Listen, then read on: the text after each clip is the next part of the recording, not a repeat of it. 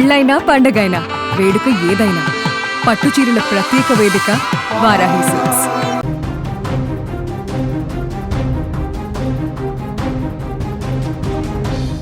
కొలంబియాలో జరిగిన ఘోర విమాన ప్రమాదం యావత్ దేశాన్ని తీవ్ర దిగ్భ్రాంతికి గురిచేసింది.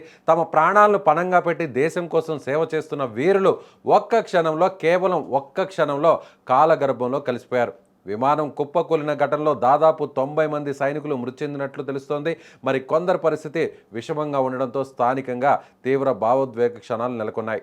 స్థానిక కాలమానం ప్రకారం కొలంబియా పెరూ సరిహద్దుల్లోని ప్యూర్టో లెగిజామో విమానాశ్రయం ఒక చిన్న విమానాశ్రయం, కానీ సైనిక పరంగా చాలా కీలకమైనది.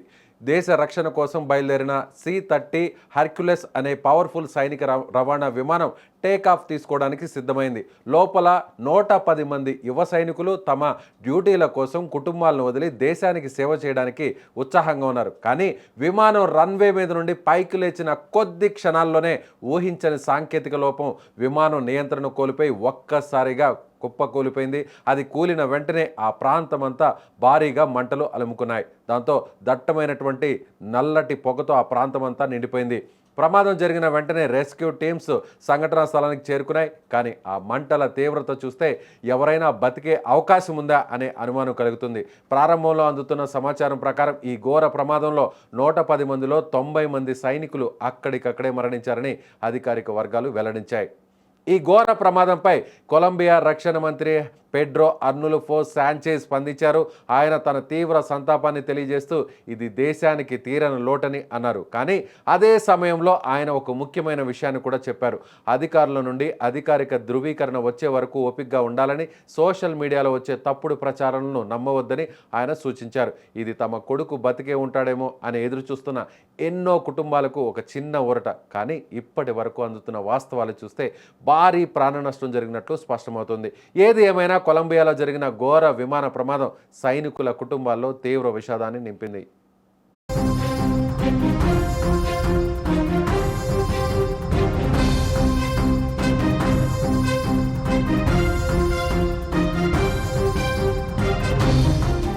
అయితే శ్రీలంకలో జరిగినటువంటి ఈ ఘోర ప్రమాదం వెనక కుట్రకోణం ఏమైనా దాగుందా అనేటువంటి విషయంలో ఇప్పుడు శ్రీలంకకు సంబంధించినటువంటి ఇంటెలిజెన్స్ బృందాలు ఇప్పుడు ప్రస్తుతం అన్వేషణ సాగిస్తున్నాయి, దర్యాప్తును కూడా చేస్తున్నాయి. అయితే ప్రస్తుతం ఇప్పుడు పశ్చిమాసియాలో జరుగుతున్నటువంటి యుద్ధం వల్ల దీనికి ఏదైనా లింక్ ఉంటుందా అనేటువంటి కోణంలో కూడా ఇప్పుడు ప్రస్తుతం ఇన్వెస్టిగేషన్ జరుగుతుంది. అయితే ఒక్కసారిగా C-130 అనేటువంటి హెర్క్యులెస్కు సంబంధించినటువంటి ఈ సైనిక విమానాన్ని ఎవరన్నా టార్గెట్ చేసి కూల్చారా?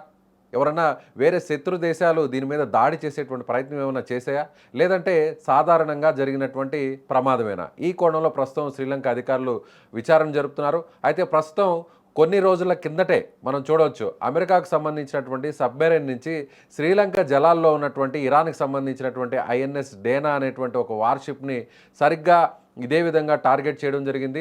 సో ఒక్కసారిగా ఆ షిప్ని పేల్చివేయడంతో అందులో ప్రయాణిస్తున్నటువంటి దాదాపు 100 మందికి పైగా ప్రాణాలు కోల్పోవడం జరిగింది. వీరందరూ కూడా ఇరాన్ దేశానికి సంబంధించినటువంటి సైనికులు, నేవల్ అధికారులు, నేవల్ స్టాఫ్ అండ్ క్రూ కూడా ఉన్నారు. అయితే ఇప్పుడు మళ్ళీ కొన్ని రోజుల తర్వాత, కొన్ని వారాల తర్వాత సరిగ్గా మళ్ళీ ఇప్పుడు శ్రీలంకకు సంబంధించినటువంటి సైనికులు ఈ స్థాయిలో దాదాపుగా 90 మంది అంటే 110 మందితో ప్రయాణిస్తున్నటువంటి టేక్ ఆఫ్ అయినటువంటి కొన్ని సెకండ్ల వ్యవధిలోనే ఈ విమానం కూలిపోవడానికి కారణం ఏంటి అనేది కూడా ఇప్పుడు అనేక అనుమానాలు కలుగుతున్నాయి. ప్రస్తుతం పశ్చిమాసియాలోనూ, అలాగే హిందూ మహాసముద్రంలోనూ, అలాగే అక్కడ ఉన్నటువంటి అరేబియా సముద్రంలో కూడా ప్రస్తుతం యుద్ధ వాతావరణం కొనసాగుతుంది. ఇరాన్ కూడా ఇప్పటికే చెప్పడం జరిగింది, ఎక్కడైతే హిందూ మహాసముద్రం ఉందో హిందూ మహాసముద్రంలో ఉన్నటువంటి అమెరికాకు, బ్రిటన్కి సంబంధించినటువంటి ఐలాండ్లో ఉన్న అమెరికా ఏదైతే మిలిటరీ బేస్ను కూడా తాము టార్గెట్ చేస్తామని కూడా చెప్పడం జరిగింది. అందుకు తగ్గట్టుగా లాంగ్ రేంజ్ మిసైల్స్ను కూడా దీని మీదకి ప్రయోగించినటువంటి పరిస్థితి. అయితే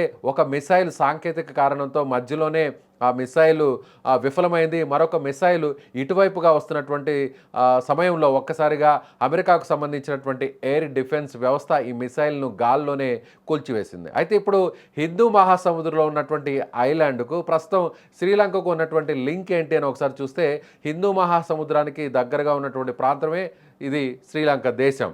సో ద్వీపంలో ఉన్నటువంటి ఈ దేశంలో ప్రస్తుతం ఈ దాడి జరగడం, ఈ దాడి జరిగిందా అనే విధంగా కూడా ఒక రకంగా అనుమానం కూడా కలుగుతుంది. అయితే ఇప్పుడు ఇది ఖచ్చితంగా ప్రాథమికంగా వస్తున్నటువంటి అంచనాను చూస్తే ఇది ఖచ్చితంగా ప్రమాదంగానే అక్కడ ఉన్నటువంటి అధికారులు భావిస్తున్నారు. అయితే ఏది ఏమైనా కూడా పశ్చిమాసియా దేశంలోని హిందూ మహాసముద్రంలో ఉన్నటువంటి ఉద్రిక్తల దృష్ట్యా ప్రస్తుతం ఈ ప్రమాదం ఎందుకు జరిగింది, దీని వెనక ఏదైనా కుట్రకోణం ఉందా, లేదంటే శత్రు దేశాలు ఏమైనా టార్గెట్ చేసి ఈ విమానాన్ని పేల్చి సైనికుల ప్రాణాలు పోగొట్టడానికి కారకులయ్యారనేటువంటి కోణంలో కూడా దర్యాప్తు జరగాల్సినటువంటి అవసరం ఉంది. మీరేమనుకుంటున్నారు శ్రీలంకలో జరిగినటువంటి ఈ ప్రమాదం గురించి?